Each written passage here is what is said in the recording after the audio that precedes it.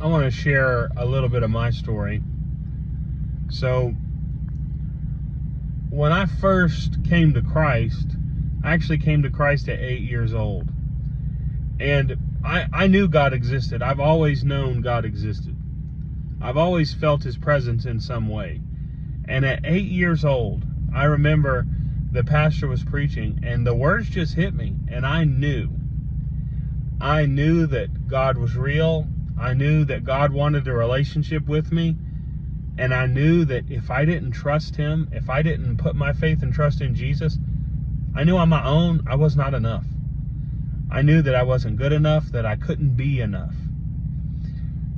And I listened to the words of that pastor. And I went forward and I received Christ.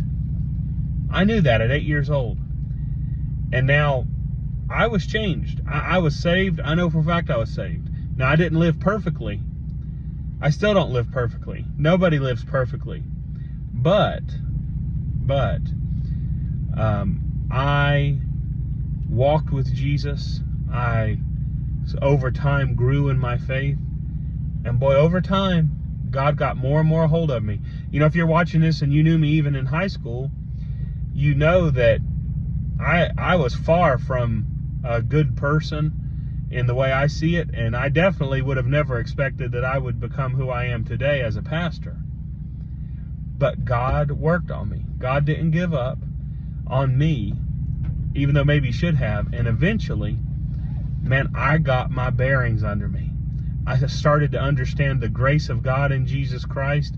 I started to understand who He really was and what He really did for me. And boy, when I understood grace, everything changed.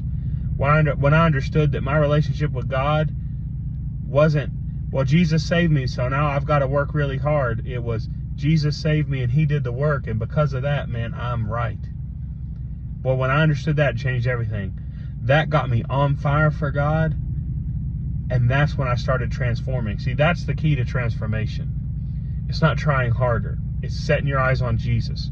The scripture says, as you set your eyes on Jesus, as you behold Him with an unveiled face. See, I took the veil of the law off and beholded Jesus with an unveiled face. As we do that, then we're transformed into the same image from glory to glory.